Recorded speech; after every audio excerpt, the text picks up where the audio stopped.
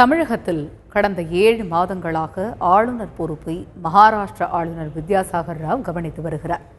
நீண்ட காலமாக ஆளுநர் பதவி காலியாக உள்ள நிலையில் புதிய ஆளுநர் நியமனம் எப்போது என்பது குறித்து பிரத்யேக தகவல்களை தருகிறார் எமது டெல்லி சிறப்பு செய்தியாளர் சலீம். இந்தியாவில் மொத்தம் 29 மாநிலங்கள் 7 யூனியன் பிரதேசங்கள் இருக்கின்றன. ஒரு மாநிலத்தின் ஆளுநர் என்பவர் இந்திய ஜனாதிபதியின் பிரதிநிதி, அரசியல் சாசன பாதுகாவலர். ஒரு மாநிலம் அரசியல் சாசனத்துக்கு உட்பட்டு இயங்குகிறதா என கண்காணித்துக் கொண்டே இருப்பார். அரசியல் சாசனத்தை மீறி நடந்தால் ரிப்போர்ட் உடனே பிரசிடென்ட்டுக்கு போங்க, ஜனாதிபதிக்கு வரும், ஆட்சியையும் கலைக்க நேரிடலாம்.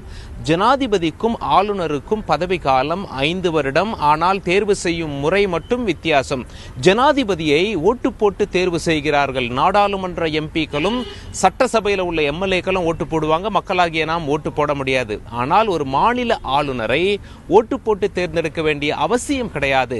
மத்திய அரசு யாரை வேண்டுமானாலும் ஒரு மாநிலத்தின் ஆளுநராக நியமிக்கலாம். இப்ப நம்ம தமிழகத்தை பொறுத்தவரை திரு ரோசையா அவர்களுடைய பதவி காலம் சென்ற வருடமே ஆகஸ்ட் 31ஆம் தேதி வரை முடிவடைந்து விட்டது.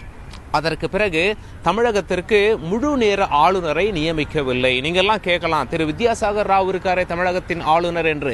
அவர் உண்மையிலேயே மகாராஷ்டிர மாநிலத்திற்குத்தான் முழு நேர ஆளுநர்.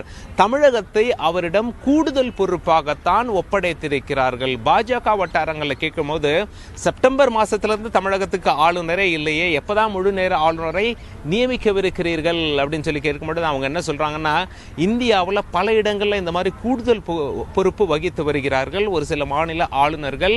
அத்தனை மாநிலத்திற்கும் முழு நேர ஆளுநர்களை கூடிய விரைவில் சில வாரங்களில் நாங்கள் நியமிப்போம். மூத்த பாஜக தலைவர்களுக்கு இதில் முன்னுரிமை அளிக்கப்படும், பொறுத்திருந்து பாருங்கள் அப்படின்னு சொல்றாங்க. டெல்லியிலிருந்து தந்தி செய்திகளுக்காக கேமரா பர்சன் பூபேந்தர் சிங்குடன் சலீம்.